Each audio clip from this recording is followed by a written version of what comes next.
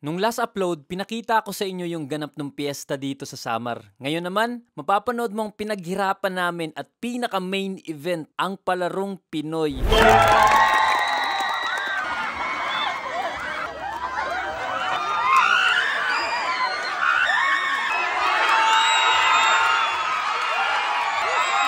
Kinabukasan nga ay trinaktor na natin ang venue ng games para maputik. Yan pala yung pasilip ng ganap para matuto din yung iba dyan, lalo na sa mga gusto din gumawa nito. So dito tayo magpapagames ng malupit. Marami tayong mga gagawing games dito. Marami ring player, tapos matapos din agad medyo busy rin kasi may mga ginagawa ng ibang bagay. Pero yan, sana ma-execute natin to. Mag-enjoy lahat. Maraming pumunta rito na viewers. Tapos maging safe, maging maganda, epic yung games sa mangyari. Maganda yung weather.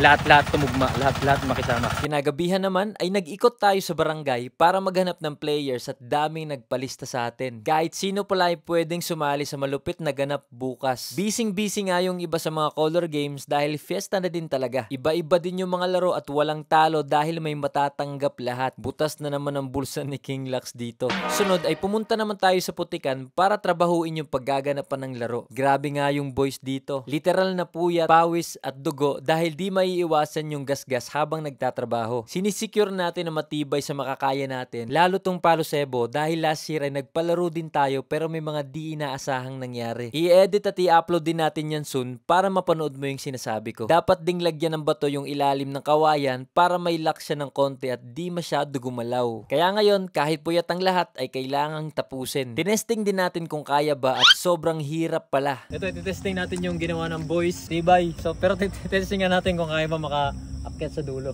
Ayan. Sobrang taas ng ring, sigurado mangangalay lahat ng titira. Mas mahirap dahil maputik pa. Kung tingnan nyo naman yung ring natin, sobrang sakalam. Ito yung palaro natin dito, putikan pati. Yan. Yan, tas ito yung ring, tall string. Kaya bantaktakan dyan? Ha? Pati si Yao Ming, hindi makakadang. Salayan, si Lord lang yung makaano na. Lord, kayo na bahala, guide us. Puti, good luck sa mga maglalaro dyan. Yung stamina nyo para kayo nakipag-boxing 12 rounds. Yung talagang sakalam lang yung makakagawa nito. Yun o, tignan nyo naman. Bukas tayo iiyak.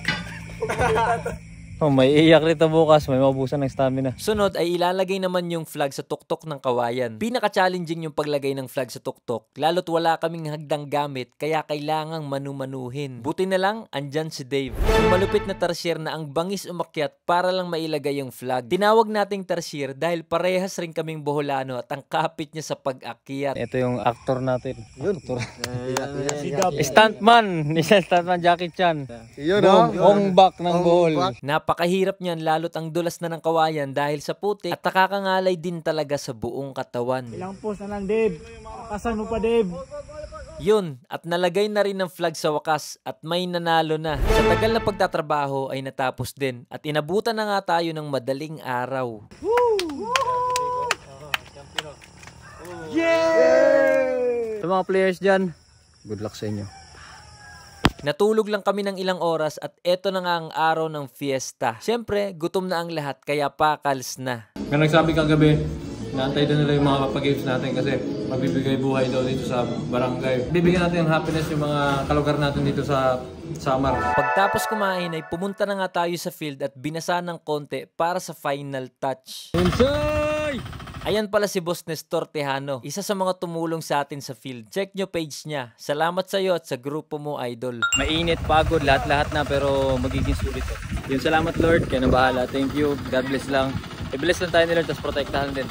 Napakaganda ng panahon at napakadami ding gustong sumali kaya nag-finalize na nga din tayo ng players. At eto na nga mga kasali sa unang palaro natin, ang shooting. In-explain din natin sandali yung rules ng game. Napakadali lang naman. Kailangan lang nila papasukin yung bola sa malayo at mataas na ring na to. Mukhang simple lang pero di madali. Lahat may chance tumira at kung sinong unang makakapasok ay matik panalo. Kailangan buong puwersa itira ang bola habang tinatansya na masentro. Sira yung pulso mo siguro.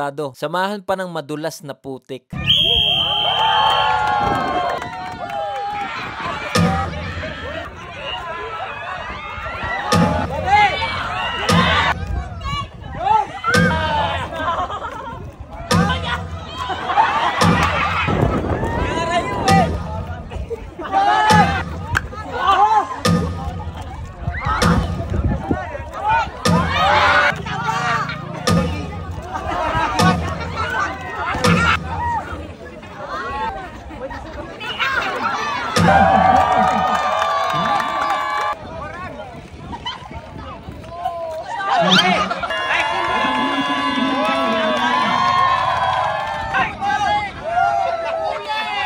I-upload pala natin yung full video ng laro dito sa Kinglax Games page natin.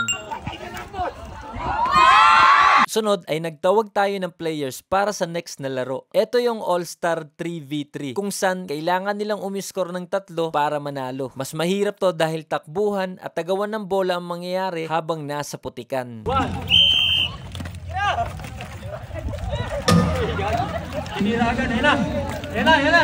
Sa una, mukha pang madali pero habang tumatagal ang laro ay nagkakangalayan na.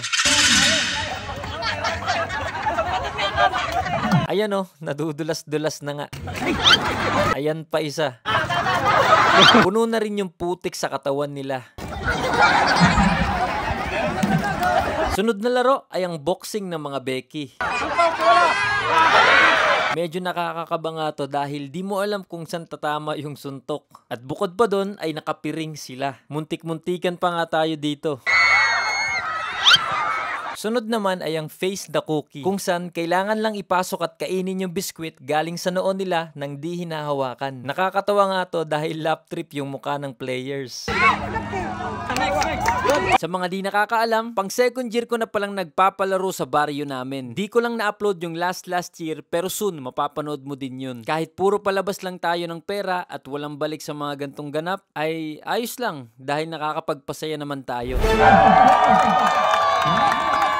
Kaya i-share mo na rin tong video kung gusto mong ituloy pa natin to. Gusto ko nga pala i-challenge yung mga lugar na may fiesta dyan na magkaroon ng gantong palaro para naman mas sumaya yung fiestahan sa barangay ninyo. Huli naman ay ang Palo Sebo, ang laro na matagal nang nawala sa kulturang Pinoy na ngayon ay binabalik natin. Napakadali lang naman ang rules dito. Kung sinong una makakuha ng red flag ay mananalo na. Madaling sabihin pero napakahirap gawin. Dahil mababalot sa putik ang katawan nila na siya namang madudulas kaya parang imposibleng maabot ang tuktok. Nakakatuwa tong laro dahil teamwork ang kailangan para manalo.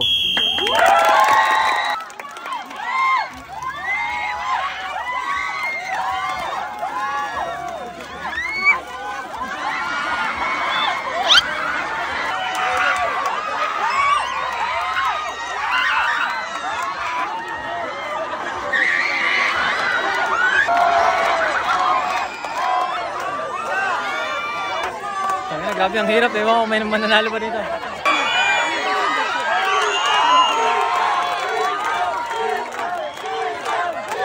Sobra! Grabe, wala akong masabi ang enjoy dito! Nagkakaubusan na din ng energy dahil parang imposibleng ang makuha ang flag. Maya-maya ay binigyan natin sila ng towel para matulungan sila at eto na ang nangyari. Nasa Kinglax Games page mo mapapanood yung mga nanalo at ang buong laro. Sobrang nakaka-enjoy nito. Yan yung ganap ng fiesta dito sa mother side ko sa Samar. Sunod na video ay jump muna tayo sa ginawa nating napakalupit na pakulo nitong araw ng mga puso. Abangan mo.